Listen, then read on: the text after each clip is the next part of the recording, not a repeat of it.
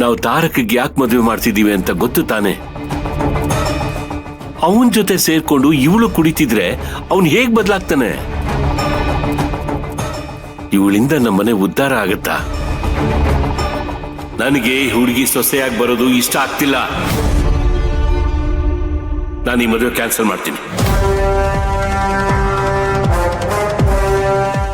ಚಂದ್ರು, ನಿಮ್ಗೆ ತಲೆ ಕೆಟ್ಟಿದ್ಯಾ? ಇಷ್ಟೊಂದು ಸಣ್ಣ ವಿಷಯ ಇಟ್ಕೊಂಡು ಮದುವೆ ನಿಲ್ಸ ಮಾತಾಡ್ತಾ ಇದ್ದೀರಲ್ಲ. ರಾಜಿ, ನಿನ್ಗಿದು ಸಣ್ಣ ವಿಷಯ ಇರ್ಬೋದು, ಆದ್ರೆ ನನಗಿದು ದೊಡ್ಡ ವಿಷಯ. ಯಾವ ದುಶ್ಚಟದಿಂದ ನಮ್ಮ ಮಗನ್ನ ಹೊರಗಡೆ ತರಬೇಕು ಅಂತ ಪ್ರಯತ್ನ ಮಾಡ್ತಿದ್ವೋ ಅವನ ಹೆಂಡತಿನೂ ಜೊತೆಲಿ ಕುಡಿತಾ ಇದ್ರೆ ಇದು ಸಣ್ಣ ವಿಷಯನ ರಾಜಿ ನಿನಗೆ? ನಾನು ಈಗಲೇ ಹೋಗಿ ಅವ್ರ ಅಪ್ಪನ ಹತ್ರ ಮಾತಾಡ್ತೀನಿ. ಚಂದ್ರು, ಸ್ವಲ್ಪ ಸುಮ್ಮನಿರ್ತೀರಾ? ಈಗಿನ ಕಾಲದಲ್ಲಿದ್ದಲ್ಲ ಕಾಮನ್ ಚಂದ್ರು. ಅವಳು ಫಾರಿನ್ ಅಲ್ಲಿ ಓದ್ ಬಂದಿರೋ ಹುಡುಗಿ. ಅಲ್ಲಿ ಇಲ್ಲಿ ವೀಕೆಂಡ್ ಅಂದ್ರೆ ಫ್ರೆಂಡ್ಸ್ ಜೊತೆ ಪಾರ್ಟಿ ಇದ್ದೇ ಇರುತ್ತೆ. ಹಾಗಾಗಿ ಅಭ್ಯಾಸ ಆಗಿರುತ್ತೆ. ಅಥವಾ ಅವಳು ಕುಡಿಯಲ್ಲ ಅಂದ್ರು ನಿಮ್ ಮಗನೇ ಕುಡ್ಸಿರ್ಬೋದಲ್ವಾ? ಅಲ್ಲ, ಅವ್ನು ಹೇಳಿದ ತಕ್ಷಣನೇ ಇವಳು ಕುಡಿದ್ಬಿಡ್ಬೇಕಾ?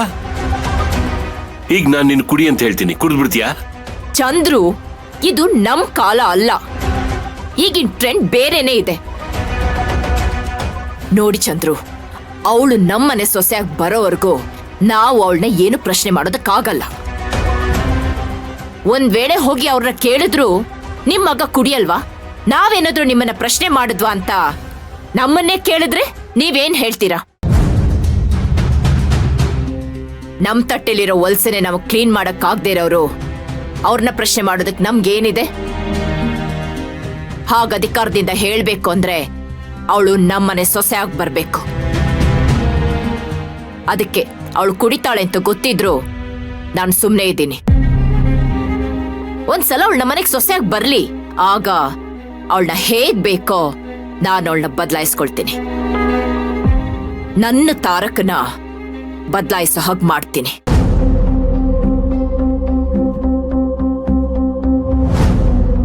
ನನ್ನ ಮಾತಿನ ಮೇಲೆ ನಂಬಿಕೆ ಇಡಿ ಚಂದ್ರು.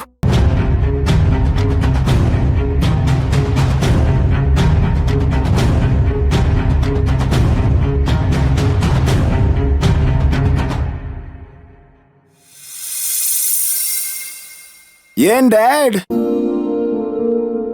ಬೆಳಿಗ್ಗೆ ಮಗನ್ ಮದ್ವೆ ಇದೆ ಅನ್ನೋ ಖುಷಿಗೆ ನಿದ್ದೆ ಮಾಡದೆ ಒಬ್ನೇ ನಿಂತ್ಕೊಂಡು ಆಕಾಶ ನೋಡ್ತಿದ್ಯಾ? ಆತರ ಎಲ್ಲ ಏನೂ ಇಲ್ಲ. ಐನೋ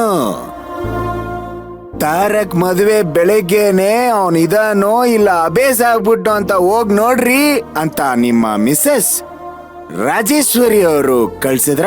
ಹಾಗೆಲ್ಲ ಏನು ಇಲ್ಲ ಕಣೋ. ನಾನ್ ನಿನ್ನ ಹತ್ರ ಮಾತಾಡ್ಬೇಕು ಅಂತಾನೆ ಇಲ್ಲಿಗೆ ಬಂದೆ. ಹೌದಾ? ಹಾಗಿದ್ರೆ ಬನ್ನಿ, ಈ ಗುಡ್ ಮಗ ಮದ್ವೆ ಆಗ್ತಿರೋ ಖುಷಿಗೆ ಒಂದೊಂದ್ ಬಿಟ್ಕೊಳ್ತಾ ಮಾತಾಡೋಣ. ಏ Tarak. Okay dad, I understood. Sorry, you please carry on. ಏನು ನಿಂದು ಅಮಿತಿನ್ ಬರ್ತ್ಡೇ ಪಾರ್ಟಿ ಜೋರ? ನಾನೆಲ್ಲ ನೋಡ್ತಾ ಇದ್ದೀನಿ. ಈಗಲೇ ನಾನು ನಿನ್ನ ಹತ್ರ ಮಾತಾಡಲ್ಲ. ಮದುವೆ ಆಗ್ಲಿ.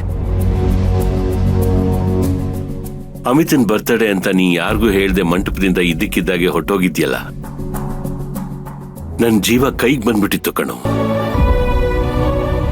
ನಾಳೆ ಮದುವೆ ಇದೆ, ಇವನ್ ನೋಡಿದ್ರೆ ಹೀಗ್ ಮಾಡ್ಬಿಟ್ನಲ್ಲ ಅಂತ ನನ್ ಮೈಕೈ ಎಲ್ಲ ನಡ್ಕ ಶುರು ಆಗ್ಬಿಟ್ಟಿತ್ತು. ಮದುವೆಗೆ ಮುಂಚೆನೆ ನೀ ಹೇಳಿದ್ಯೆಲ್ಲಿ ನಿಜ ಮಾಡ್ಬಿಡ್ತೀಯೋ ಅಂತ ನಾನು ನಿನ್ನಮ್ಮ ಎಷ್ಟು ಗಾಬರಿ ಆಗಿದ್ವಿ ಗೊತ್ತಾ? ಗಾಬರಿ ಆಗ್ಲೇಬೇಕಲ್ವಾ ಡ್ಯಾಡ್? ಆಗ್ಲಿ ಅಂತಾನೆ ಮಾಡಿದ್ದು, ನಿಮಗಲ್ಲ, ನಿಮ್ಮ ವೈಫ್ಗೆ. ತಾರಕ್, ಈಗ್ಲಾದ್ರೂ ನಿನ್ ಹುಡುಗಾಟಿಕೆನ ಬಿಡೋ. ನಾಳೆ ದಿನ ನಿನ್ ಜೀವನದಲ್ಲಿ ಬೇರೆ ಒಂದ್ ಘಟ್ಟ ಶುರುವಾಗುತ್ತೆ.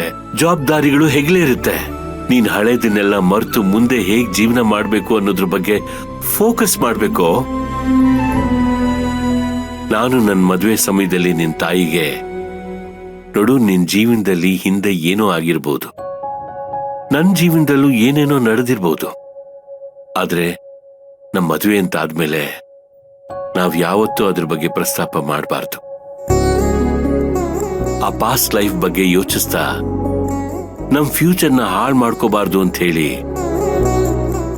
ಒಂದ್ ಅಂಡರ್ಸ್ಟ್ಯಾಂಡಿಂಗ್ ಬಂದ್ಮೇಲೆನೆ ನಾವು ಮದುವೆ ಆಗಿದ್ದು.